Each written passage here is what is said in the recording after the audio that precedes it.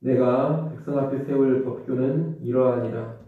내가 히브리 종을 사면 그는 6해 동안 섬길 것이요 7째 해에는 몸값을 물지 않고 나가 자유인이 될 것이며, 만일 그가 단신으로 왔으면 단신으로 나갈 것이요 장가들었으면 그의 아내도 그와 함께 나가려니와, 만일 상전이 그에게 아내를 주어 그의 아내가 아들이나 딸을 낳았으면 그의 아내와 그의 자식들은 상전에게 속할 것이요 그는 단신으로 나갈 것이로되, 만일 종이 분명히 말하기를 내가 상전과 내 투자를 수란하니 나가서 자유인이 되지 않겠노라 하면, 상전이 그를 데리고 재판장에게로 갈 것이요 또 그를 문이나 문설주 앞으로 데리고 가서 그것에다가 송곳으로 그의 귀를 뚫을 것이라.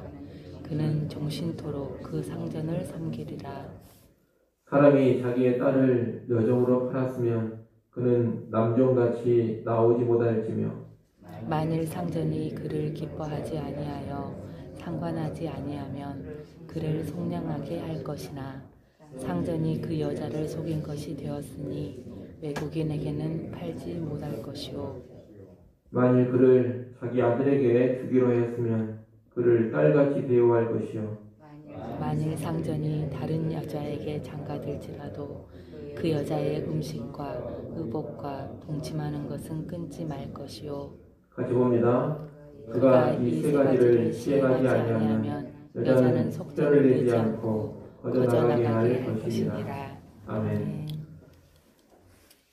오늘 본문은 이스라엘 백성들이 지켜야 할 주례 율법 중에 주인이 히브리 종들을 어떻게 대해야 하는가, 이것을 가르쳐주는 말씀입니다.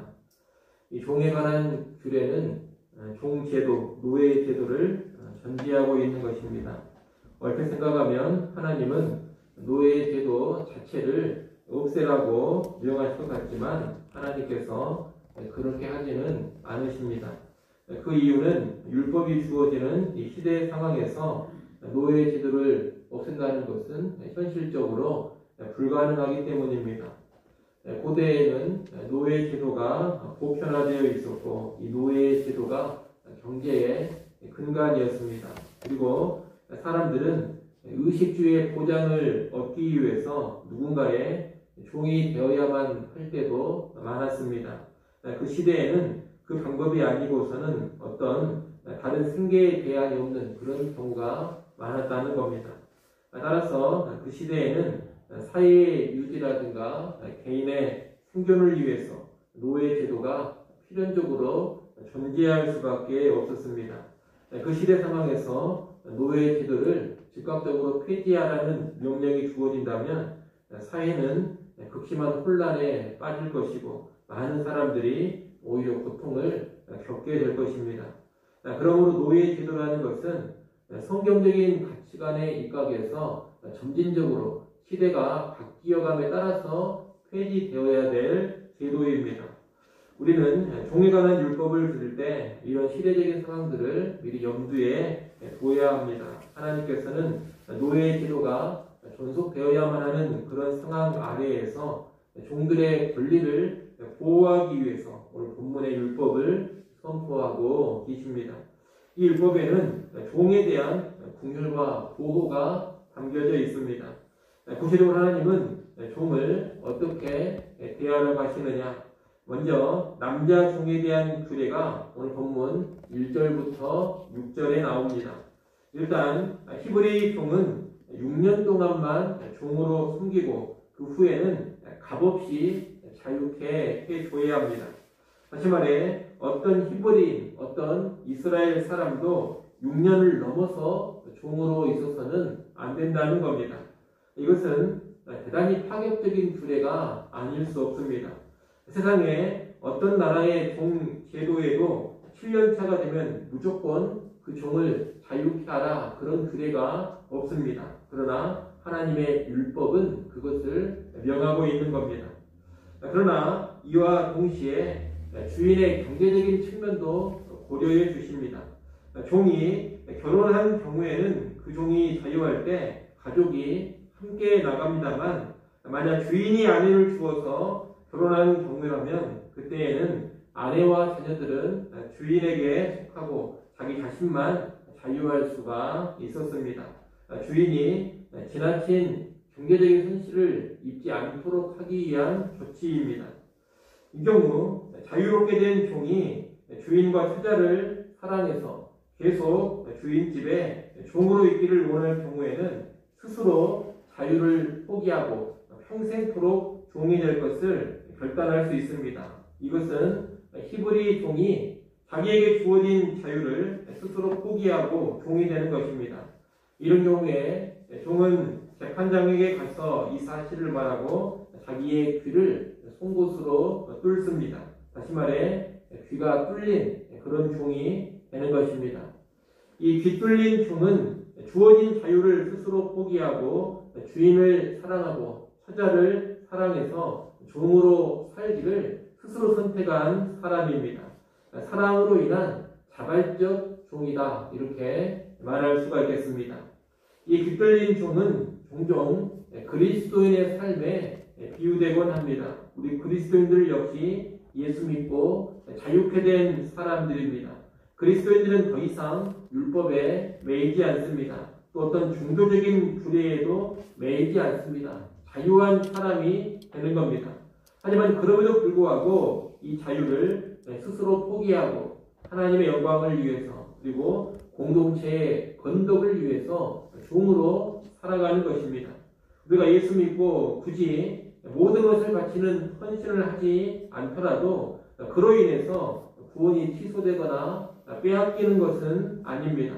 하나님과 교회에 전적인 헌신을 하고 전적인 희생을 해야지만 구원받는 것이 아니라는 겁니다.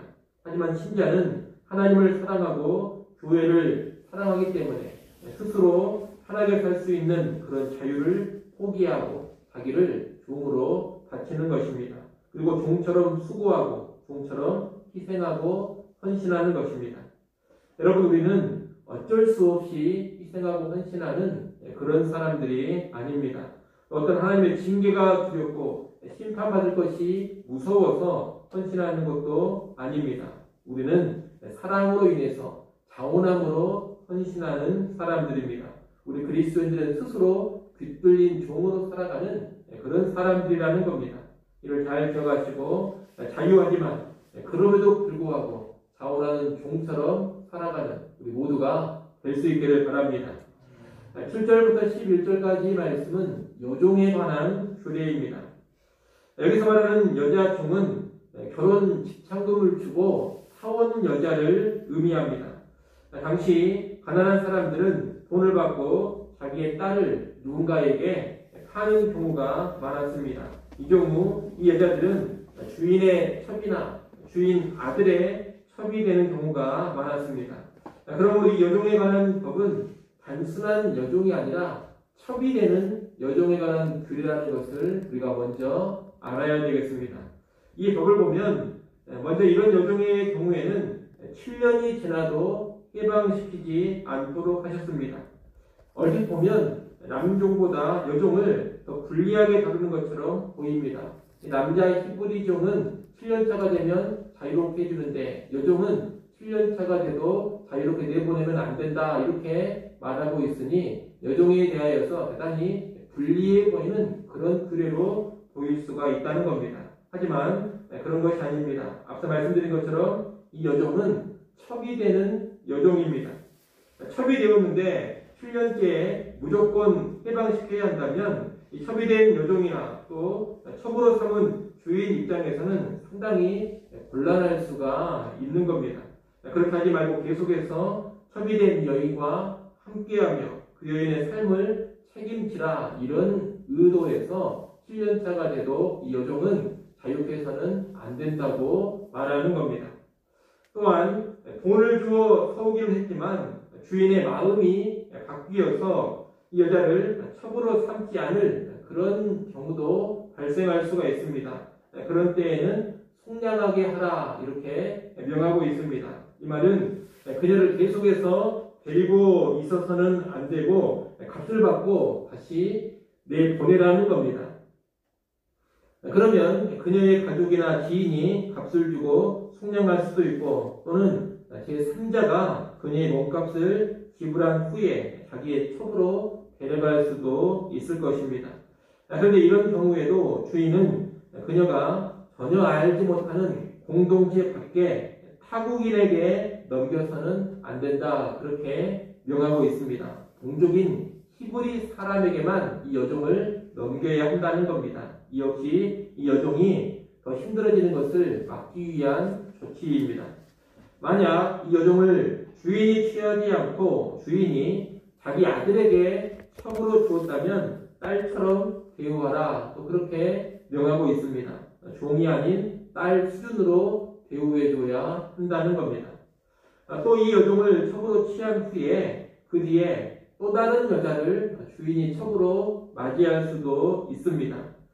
다른 여자를 첩으로 새로 맞이한 경우에도 미리 첩으로 삼은 이 여종에 대한 기본적인 권리를 보장을 해줘야 합니다. 다시 말하면 음식과 의복을 공급해줘야 하고 동침하는 일도 끊어서는 안 된다고 합니다.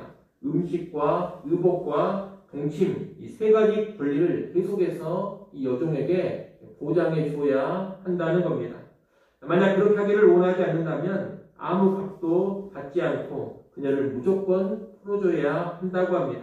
그 경우에 이 여자는 자유로운 여자가 되어서 다시 다른 사람과 결혼할 수가 있게 됩니다. 이처럼 7절부터 11절에 있는 여종에 대한 규례는 팔린 여자에 대한 하나님의 깊은 사랑과 관심을 보여주고 있습니다. 여자를 단순히 성적인 도구로만 삼는다거나 여자를 학대한다든가 고통스럽게 하는 그런 일은 하나님이 허락하시지 않는 겁니다. 하나님은 당시 연약했던 이 여성의 권익을 철저히 보장하고 지켜주고자 하십니다. 이를 한다면 오늘날 우리 역시 여자들을 함부로 대해서는 안 될 것입니다. 여자들을 귀히 여기고 그녀들의 권익을 최대한 보장해주는 모습으로 나가는 것이 율법의 정신에 합당한 모습이라 그렇게 말할 수 있겠습니다. 오늘 본문에 이렇게 나와 있는 남종과 여종에 대한 규례는 하나님께서 가난한 자들, 억압받는 자들, 힘든 자들을 세심히 살피고 보호해 주시는 분이라는 것을 알게 해줍니다. 여러분, 어느 나라, 어느 민족에서도 종들을 이렇게 대우하는 경우는 없습니다. 그런데 하나님은 하나님의 백성, 언약 백성들을 향해서 너희는 그렇게 대하라고 명하고 계시는 겁니다. 시대 상황으로 인해서 어쩔 수 없이 남종과 여종은 존재하고 있지만 하나님은 최대한 그들의 권익을 보호해 주시며 억울한 고통을 당하지 않도록 배려해 주신 겁니다. 참으로 사랑의 하나님이라 그렇게 말할 수가 있겠습니다.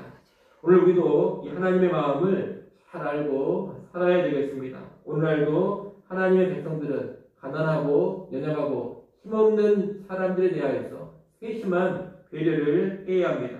그들을 고통스럽게 하고 억압하고 피눈물 흘리게 하는 그런 일이 없도록 힘써야 하고 오히려 그들을 돕고 섬길 줄 알아야 할 것입니다. 이를 잘 기억하시고 언제나 이 사회의 약자들, 가난하고 소외된 사람들, 억압당하고 착취당하는 그런 사람들에 대한 관심을 저버리지 마시고 그들을 잘 돌아보고 배려하고 힘닿는 대로 위하고 섬겨가는 우리 모두가 될 수 있기를 간절히 소원합니다. 기도하겠습니다.